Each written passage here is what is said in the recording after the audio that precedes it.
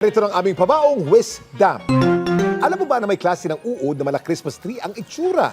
Kung akala nyo walang dekorasyon sa ilalim ng dagat, pag Pasko, hintayin nyo na makita mga tinaguriang Christmas tree worms o ang Spirobrancus giganteus na all year round makikita. Isa itong uri ng uod sa dagat na may makulay na crown, kung minsan ay asul, pula, bright pink, violet, kahel, brown, puti, green at dilaw. Hindi gaano makikita ang katawan nito dahil madalas nakatago sa mga bahura.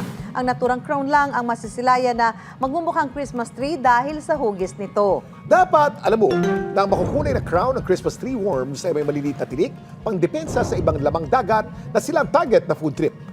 Yan ang dapat, alam mo.